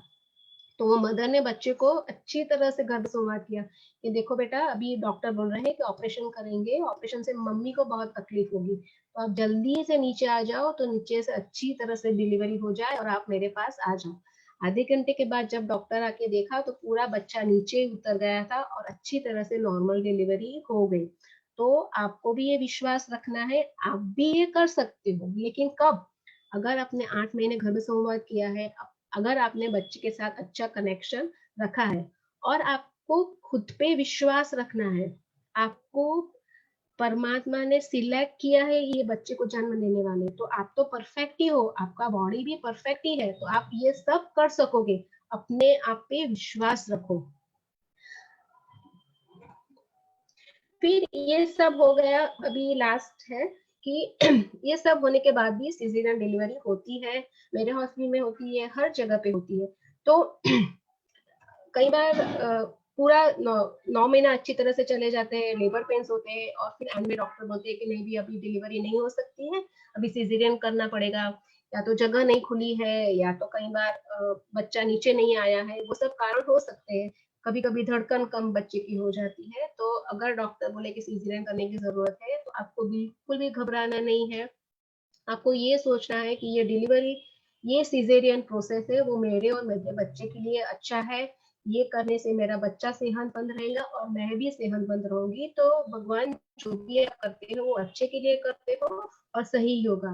कई बार क्या होता है कि जैसे हम सीजरियन के लिए बोलते हैं तो पेशेंट रोने लगता है, पेशेंट के रिलेटिव्स रोने लगते हैं और पूरा माहौल एकदम करुण माहौल हो जाता है, जैसे बहुत बड़ी बात हो गई। ऐसा आपको नहीं करना है। जब ऐसा सोचते हो तो बच्चे को भी ऐसा लगता है कि क्या हो गया, क्योंकि हम जो सोचते हैं वो बच्चे को भी पता चल जाता है। तो आपको सिजेरियन अगर करना पड़े तो आपको करना नहीं। ये बात ऐसी थी कि पहले सिजेरियन की डिलीवरी थोड़ी डिफिकल्ट थी। पहले सिजेरियन के बाद पेशेंट्स को 10-10 दिन के हॉस्पिटल में रखते थे, लेकिन अभी तो सिजेरियन के बाद सिर्फ 3 दिन में छुट्टी मिलती है। बहुत अच्छे इंजेक्शन आ गए हैं, कम पेन होता है, एक ही टाँके का सिजेरियन होता है, 10-15 टाँके भी नहीं आते हैं, पेन भी कम होता है, तो आपको उससे घबराना बिल्कुल भी नहीं है। अगर डॉक्टर बोले सिजेरियन करना है तो आपको करवा लेना है। सिजेरियन क्यों करने पड़ते हैं? अगर बच्चा उल्टा हो या बच्चे का सर बड़ा हो, सर नीचे नहीं आया हो, कभी कभी नाल नीचे आ जाती है, धड़कन कम हो जाती है, जिससे मैंने बताया कि ये पोजीशन में नॉर्मल डिलीवरी हो सकती है। अगर बच्चे का सर पीछे की ओर मुड़ा हो या बिल्कुल भी आगे पीछे मुड़ा ना हो तो सिजेरियन करना पड़ता है। बच्चा टेढ़ा हो, उल्टा हो, पैर नीचे आ गया हो तो भी सिजेरियन करना पड़ता है। ये एक लिस्ट है कि आपको डिलीवरी के टाइम पे 9वें महीना लगे तो आपको एक बैग बना के रखनी है, जिसमें बहुत मेडिकल और भी दवाई ले रहे हो आप तैयार रखे, फिर आपके गाउन्स, पजामास।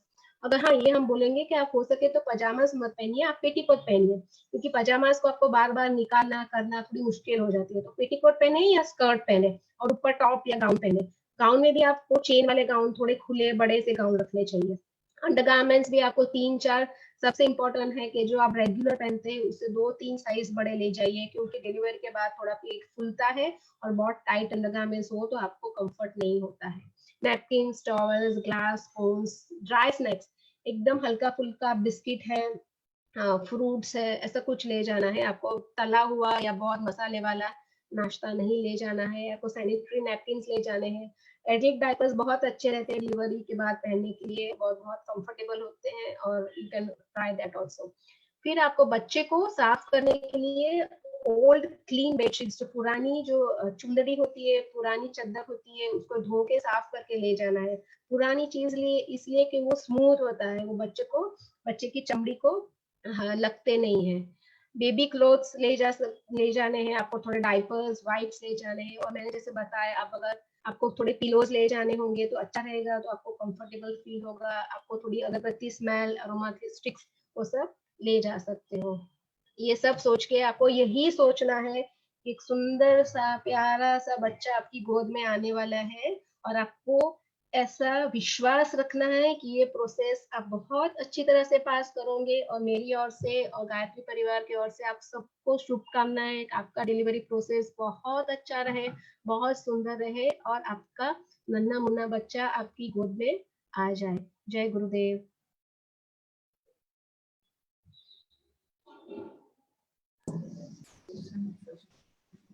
बहुत बहुत धन्यवाद दीदी, बहुत ही व्यवहारिक और तथ्यपूर्ण जानकारी आपने दी, और मैं विश्वास करता हूं कि सभी हमारी गर्भवती माताएं जो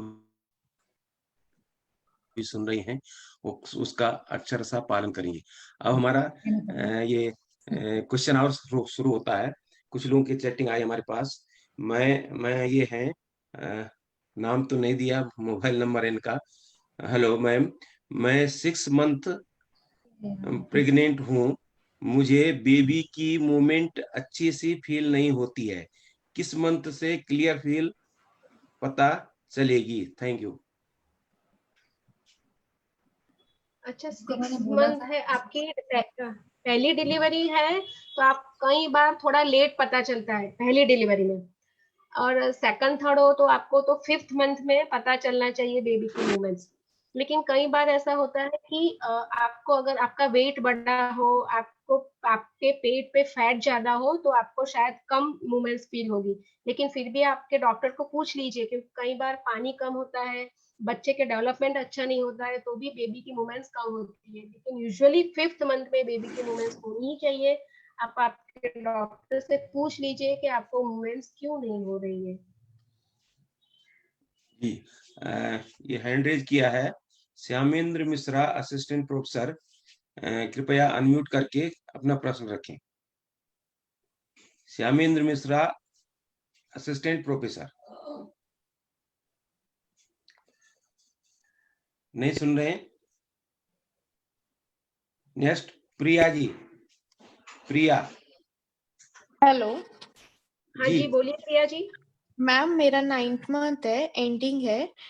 25th को मोस्टली तो सीजर प्लान चल रहा है। एक्चुअली मेरा बेबी पेट से है, पायारू है। तो ओके ओके। बट मुझे किसी ने बोला है कि इनकेस अगर हो सके तो पोजीशन चेंज होती है, तो मैं वेट करूँ पोजीशन चेंज होगी, या फिर अब डॉक्टर का बोलना है, वो लोग तो बोल रहे हैं कि अब नहीं होता है बोल के। नहीं होता है, बिल्कुल भी नहीं होता है 9वें महीने के बाद, क्योंकि बच्चे का वजन अच्छा होता है। 9वें महीने के बाद थोड़ा पानी कम हो जाता है, तो गर्भाशय में इतनी जगह ही नहीं होती है कि बच्चा टर्न हो जाए। तो फिर बहुत रेयरली होता है। करना तो पड़ेगा है आपको ना? बिल्कुल भी वेट नहीं करना है, आपको सिजेरियन करवा ही लेना है। 9वें महीने के बाद कभी मूवमेंट चेंज, कभी भी पोजीशन चेंज नहीं होती है। अब अगर बच्चे का वजन 2 किलो हो, पानी बहुत ज्यादा हो, तो शायद हो सकता है। अगर बच्चे का वजन 2.5-3 किलो हो, तो वो बच्चा टर्न नहीं कर सकता है। प्रिया जी, आपको सिजेरियन करवा ही लेना है। और मैम, मेरे को ना 2 दिन से गैस की बहुत प्रॉब्लम हो रही है। गैस हो रहे हैं पेट गैस में हो रहा है तो बहुत। आप हल्का फुल्का खाना खाने लगो, खाओ, फिर आपको थोड़ा चलना रखो, और थोड़ा थोड़ा खाओ। खाने के बाद तुरंत सो नहीं सर जाओ। जी, और फिर आप ऐसे त्रिफला ले सकते हो। सर आप, जी। हम बोलते हैं कि थोड़ा अदरक वाली चाय ले सकते हो, थोड़ा गुनगुना पानी पी सकते हो। तो इस ये करने से थोड़ा कम होगा, लेकिन 9वें महीने में अभी थोड़ा तो गैस कुछ तो बनता ही है। होता है ना, और थोड़ा सा हाँ लाइक पेट थोड़ा टाइट लूज हाँ टाइप हाँ, वो रहेगा, रहेगा। वो रहेगा। वो तो रहेगा ही वो पेट थोड़ा टाइट रहता ही है, 9वें महीने में ही कॉमन है। अगला ठीक है, प्रश्न, थैंक यू सो मच। जी, अगला प्रश्न रिद्धम जी का है। वो पूछते हैं कि ये बैग ऑफ वाटर क्यों टूटती है? बैग ऑफ वाटर क्यों टूटती है? बैग ऑफ वाटर्स तो डिलीवरी के टाइम पे टूटती है, तभी बेबी की डिलीवरी होती है। लेकिन यूजुअली क्या है, आइडियली क्या होना चाहिए कि जब आपकी जगह पूरी खुल जाए, उसके बाद ही ये बैग ऑफ वाटर्स टूटनी चाहिए। अगर नहीं टूटती है तो हम डॉक्टर्स उसको तोड़ते हैं, तभी बेबी की डिलीवरी होती है। लेकिन अगर आपकी बैग ऑफ वाटर्स डिलीवरी का दर्द होने से पहले टूटती है, या जगह पूरी खुली नहीं है और टूट जाती है, तो वो अच्छी बात नहीं है। तो उसमें डिलीवरी में कॉम्प्लिकेशंस हो सकते हैं। बैग ऑफ वाटर तो टूटती है तभी बच्चा बाहर आएगा। अगला प्रश्न प्रियंका जी का पूछती है, what if water breaks but there is no pain? Pain नहीं हो रहा है आपको, तो यूजुअली अगर आपको डॉपलर नॉर्मल हो, आपका डॉपलर सोनोग्राफी जो 9वें महीने में करवाते हैं वो टोटली नॉर्मल है, तो आपकी जो डेट है तब तक आप वेट कर सकते हो। कई बार एकदम नॉर्मल हो तो कई डॉक्टर्स डेट के 7 डेज के बाद भी वेट करते हैं, और उसके बाद हम पेन बढ़ाने की, पेन होने की दवाइयां आते हैं वो चालू करते हैं, जिसको हम इंडक्शन ऑफ लेबर करते हैं। लेबर चालू करने की क्रिया डॉक्टर कर सकते हैं, आपको एडमिट करेंगे और आपको वो दवा रख के पेन चालू करेंगे। मीनू जी पूछ रही कि 9 मंथ में HB कितना होना चाहिए? मोर देन 9 होना चाहिए। 10 से ज्यादा हो तो बहुत अच्छा, लेकिन मोर देन 9 तो होना ही चाहिए। अगर 9 से कम है तो आपको उसकी ट्रीटमेंट करवा लेनी चाहिए पहले से, क्योंकि डिलीवरी में क्या होता है कि 500 से 1 लीटर जितना खून जाता है, तो डिलीवरी के बाद आपको दिक्कत हो सकती है, और डिलीवरी में अगर कुछ ज्यादा ब्लीडिंग हुआ तो आपको डिलीवरी के दौरान ही ब्लड चढ़ाना पड़े और आपको तकलीफ हो सकती है। नॉर्मल डिलीवरी के लिए क्या करना चाहिए? ये हमने जो आपको सिखाया, जो आपको योगा है, प्राणायाम है, आपकी सोच बदलनी है, आपको खाने आहार विहार में जो चेंजेस करने हैं, और आपको विश्वास रखना है कि आप ये कर सकेंगे। चल एक्सरसाइज, योगा, प्राणायाम, ये सब करना है आपको। जो सिखाया अभी, ये अभी 1 घंटे में जो आपको बताया, पिछले दिनों जो आहार में बोला, गर्भ संवाद बोले, कल आपको जो योगा में सिखाएंगे वो सब आपको करना है।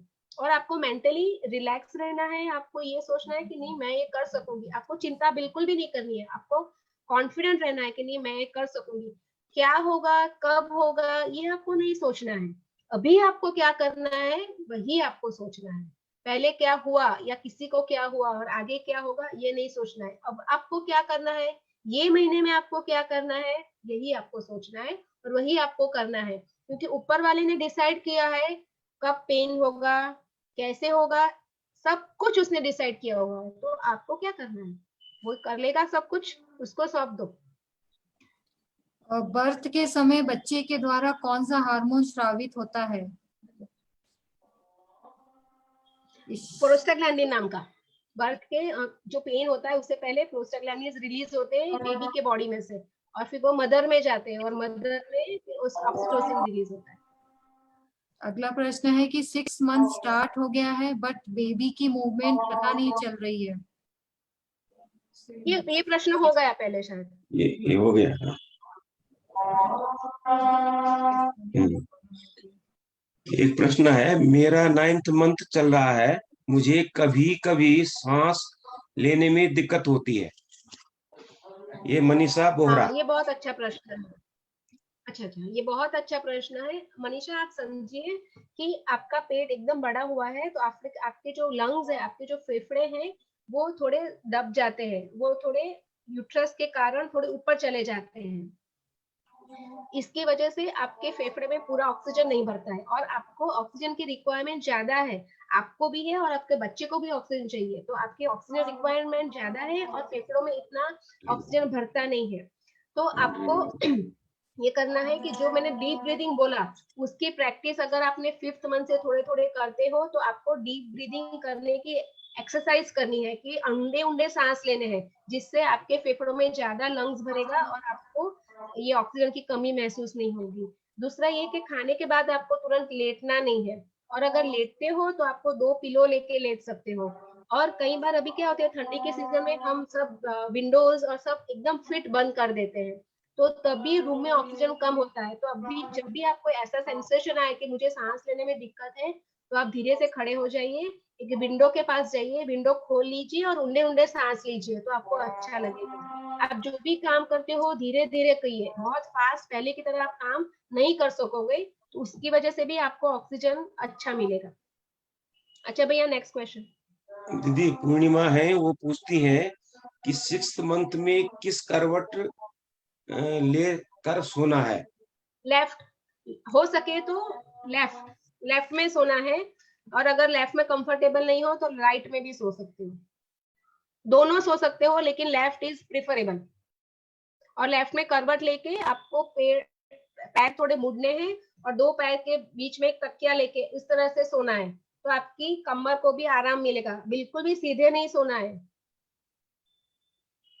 ये अर्चना जी पूछती हैं, मैम सर्च ब्रीथिंग एक एक्सप्लेन कर दीजिए।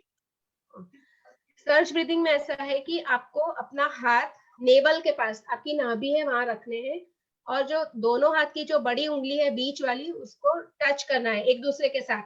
नाभि पे रखिए आप, और फिर आप ऊंडे सांस लेके आपको पेट को फुलाइए। जैसे आप गुब्बारा फूलता है उस तरह से आपका पेट फूलना चाहिए। पेट फूलेगा तो आपकी जो उंगलियां टच की हुई है वो थोड़ी दूर चली जाएगी। ठीक है, तो सांस गिनने 5 गिनने तक आप अंदर लीजिए, और 5 गिनने से आप श्वास बाहर निकालिए नाक से। धीरे धीरे आप ये गिनती बढ़ाइए, 5, 10, 15। तो इस तरह से आपको सर्च ब्रीदिंग करना है। गुब्बारे की तरह पेट को फुलाना है। लेकिन आपको कैसे पता चलेगा कि पेट फूला? तो आपको आपका हाथ नाभि के पास रखना है, उंगलियां टच करके, बीच वाली मिडिल फिंगर टच करके रखो, तो आपको पता चलेगा कि आप एब्डोमेन से, पेट से ब्रीदिंग कर रहे हो या नहीं। उसको बोलते हैं एब्डोमिनल ब्रीदिंग, पेट का ब्रीदिंग करना है, पेट को गुब्बारे की तरह फुलाना है। आप YouTube में भी देख सकते हो अगर आपके पास हो तो, बिकॉज यहाँ आपको अच्छी तरह से हम समझा नहीं सकते। अगला है प्रश्न कि अगर पहली नहीं, दूसरा है। मुझे मेरा सेकेंड मंथ है, कभी कभी पेट के नीचे हिस्से में क्रैम्प आते हैं। सेकंड मंथ में क्रैम्प्स बिल्कुल भी नहीं आने चाहिए। पहले तो आप ये देख लो कि अगर आपको कॉन्स्टिपेशन या गैस रहता है तो उसकी सारवार कर लो। आप हल्का फुल्का खाना खाओ, कॉन्स्टिपेशन न रहे उसके लिए आप गुनगुना पानी पी लो।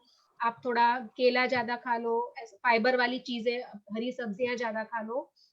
और फिर भी आपको पेन रहता है तो आपके डॉक्टर को दिखाओ। सेकंड मंथ में बिल्कुल भी पेन नहीं रहना चाहिए। आपके डॉक्टर को आपको दिखाना ही पड़ेगा। मिल लो आपको डॉक्टर से, और थोड़ा अगर हो सके तो थोड़ा आराम भी कर सकते हो। आराम करने से भी अच्छा रहेगा। अगला प्रश्न है, I am in 7th month ma'am, मैं योगा एंड एक्सरसाइज करती हूँ प्रॉपर, पर वेजाइनल एरिया के आसपास में बहुत पेन रहता है। What is the reason and its solution? पहले से अगर अभी से रहता है तो हो सकता है कि आपका बच्चा थोड़ा नीचे आया हो।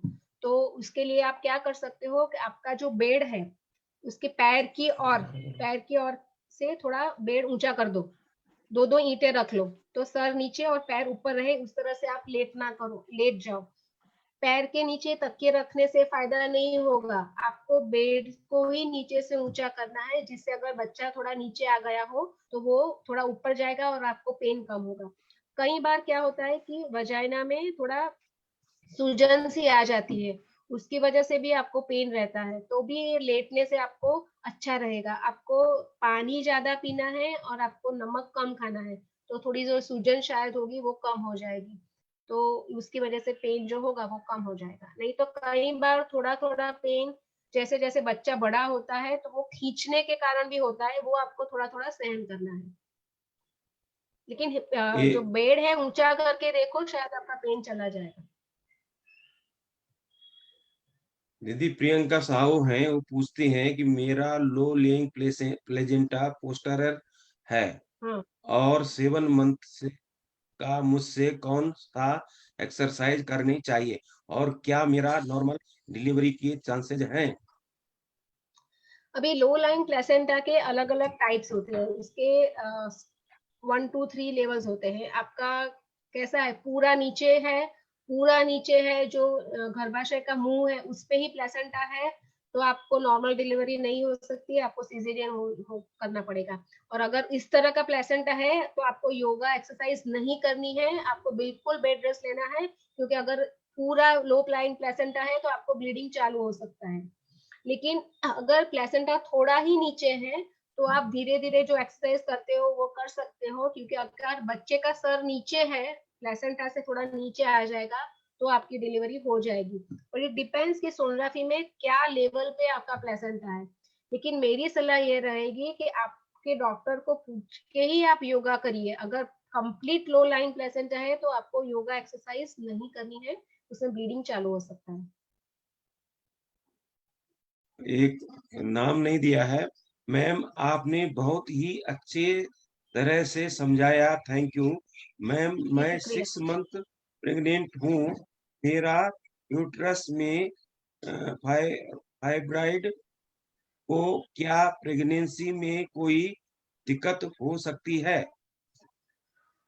हाँ, इसमें आपको फाइब्रॉइड जो है वो कहाँ पे है? अगर आपके यूट्रस के अपर पार्ट में है, जहाँ उसको बोलते हैं फंडस, तो आपको डिलीवरी में कोई प्रॉब्लम नहीं होगा, अपने आप नॉर्मल डिलीवरी हो सकती है। लेकिन अगर वो फाइब्रॉइड नीचे की ओर है, जहाँ से डिलीवरी होने वाली है, जहाँ से बच्चे के सर को पास होना है, तो वो फाइब्रॉइड बच्चे को पास होने में दिक्कत करेगा, तो फिर नॉर्मल डिलीवरी नहीं होगी। आपके फाइब्रॉइड की पोजीशन क्या है, उसके मुताबिक आप डिसाइड कर सकते हो कि नॉर्मल होती है या नहीं होती है। और आपको ये भी रेगुलर चेकअप करवाते रहना चाहिए कि फाइब्रॉइड डिलीवरी के ड्यूरिंग प्रेगनेंसी बढ़ता है या वैसा का वैसा रहता है। अगर वैसा का वैसा रहता है तो भी कोई प्रॉब्लम नहीं, अगर बढ़ता है तो आपको ध्यान रखना चाहिए कि ड्यूरिंग लेबर वो कहाँ है, कैसा है।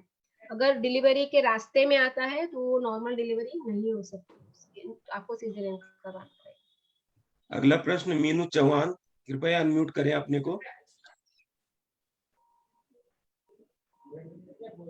मीनू चौहान,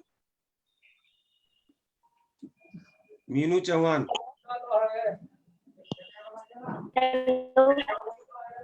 जी बताएं।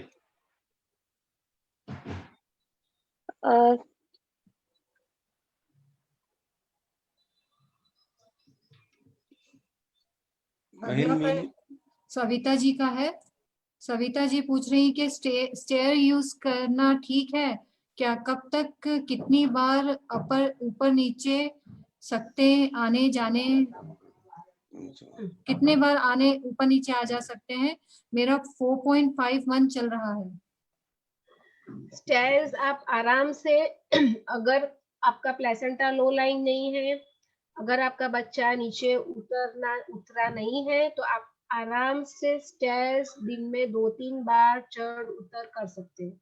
लेकिन आपको धीरे धीरे करना है। आप पहले की तरह फट फट फट जल्दी जल्दी स्टेयर्स चढ़ते हो, जल्दी जल्दी उतरते हो, वो नहीं करना है। आपको धीरे धीरे उतरना है और धीरे धीरे चढ़ना है। ड्यूरिंग प्रेगनेंसी जो भी काम करो आपको धीरे धीरे करना है, आपको ये फास्ट पहले की तरह नहीं करना है, ये आपको ध्यान रखना है, ताकि स्टेयर्स आराम से चढ़ते हो, उतरो, सब कुछ कर सकते हो। प्लेसेंटा लो लाइंग हो तो नहीं करना। अगला प्रश्न है, ma'am during my first delivery I had PIH and PPH after delivery. Chances of developing PIH in my second delivery. I am 5th month now. Can I take Goshuradi Gurutha during my 6th month? Any ये आप, medicine? हाँ ये मुझे medicine तो पता नहीं चलेगी, ये आयुर्वेद मेडिसिन है शायद, वो मुझे नहीं पता है। लेकिन मैं ये बोल सकती हूँ कि अगर आपको फर्स्ट प्रेगनेंसी में PIH हुआ है तो आपको चांसेस है कि सेकंड प्रेगनेंसी में भी हो सकता है। लेकिन उसके लिए अगर आप ये जो मेडिटेशन है, ध्यान है, योगा है, प्राणायाम है, वो सब करोगे तो चांसेस कम हो जाते हैं। आपको खाने पीने में भी नमक कम खाना है, ऊपर से किसी में नमक नहीं लेना है। अचार, फिर पापड़ जिसमें ज्यादा नमक होता है वो चीजें नहीं खानी है। आपको थोड़ा आराम ज्यादा करना है। और हम मॉडर्न मेडिसिन में एक डेलिस्प्रिन नाम की टैबलेट देते हैं, शायद आपके डॉक्टर ने दी होगी, तो वो डेलिस्प्रिन आप स्टार्ट कीजिए, तो चांसेस है कि आपका BP नहीं बढ़ेगा। लेकिन आपको रेगुलर चेकअप में जाना है और आपको ये चिंता नहीं करनी है कि बढ़ेगा बढ़ेगा। आपको यही सोचना है कि नहीं, ये बार तो मेरा BP नॉर्मल ही रहने वाला है और ये बार मुझे कुछ दिक्कत नहीं आने वाली, उसकी आप चिंता मत करो। अब समय लता जोशी, समाप्त हो गया है। हाँ हाँ, जी भैया। एक लता जोशी और निशा जोशी, लता जी और निशा जोशी, 2 प्रश्न ले लेते हैं हल्के से थोड़ा सा। टाइम तो हो गया है। हाँ टाइम हो गया, हो रहा है। हाँ, अब कल पूछ लीजिएगा, कल भी है। शायद ये लोग हैं, मैं भी नहीं। तो ठीक है फिर, इनको अनम्यूट किया है क्या भैया आपने, निशा जोशी जी को? नहीं किया। हाँ तो निशा जोशी जी आप पूछ लीजिए प्रश्न, ये लास्ट प्रश्न है। मैम नमस्ते। मेरा 8वां महीना चल रहा है ना। हाँ जी। मैं लेफ्ट साइड को सोना मुझे अच्छा कंफर्ट नहीं होता है। मैं राइट साइड को ही सोती हूँ, तो उससे कोई प्रॉब्लम तो नहीं होगी? नहीं, बिल्कुल भी नहीं जी। आप लेफ्ट नहीं, राइट पे सो जाइए, सीधा मत सोइए, बस इतना कीजिए। ठीक है, आप लेफ्ट पे सो सकते हो, आराम से सो सकते हो। अच्छा अच्छा। ठीक है, कमर में दर्द रहता है सीधे में, तो सीधे तो बिल्कुल नहीं सोना है, कमर में दर्द होगा और बच्चे को खून भी कम पहुंचेगा। आपको लेफ्ट पे करवट लेके सो जाइए, no problem, don't worry. Ma'am नाल तो नहीं फंसती है उसकी, नाभि वगैरह? क्या जी? नाल? नाल नहीं नहीं, फंसती तो क्या नहीं है मैम क्या चीज? लेफ्ट साइड को सोने में? नहीं नहीं नहीं, ऐसा कुछ नहीं होता है। आप अच्छा। लेफ्ट या राइट सोने में नाल वाल कुछ फंसती नहीं है। नाल तो फंसने वाली हो तो सीधे सो जाओ तो भी, लेफ्ट सो जाओ तो भी, लेफ्ट राइट सो जाओ तो भी। आपके करवट लेने से सोने से नाल का कुछ प्रॉब्लम नहीं होता है। उससे अच्छा है कि बच्चे को ज्यादा खून मिलता है और आपको कमर में दर्द कम होता है। आप करवट लेके ही सोइए, सीधा मत सोइए। Okay, thank you ma'am. ठीक है। बहुत बहुत धन्यवाद दीदी। आज का कार्यक्रम समापन से पूर्व एक सूचना सभी को देनी है। कल हमारा कार्यक्रम होगा आसन गर्भावस्था एवं प्रसव हेतु आसन ध्यान और प्राणायाम, और इसमें हमारी उद्बोधन हेतु अनुराधा उपाध्याय जो असिस्टेंट स्टूडेंट वेलफेयर ऑफिसर हैं देव संस्कृत विश्वविद्यालय में। तो कृपया कल भी अटेंड करें, और अब जिनके क्वेश्चन रह गए वो कल पूछ सकते हैं। अब हम समापन की ओर, दीदी शांति पाठ कर लें। जी भैया, शांति पाठ। ओम द्योः शांतिरंतरिक्षगं शांति पृथ्वी शांति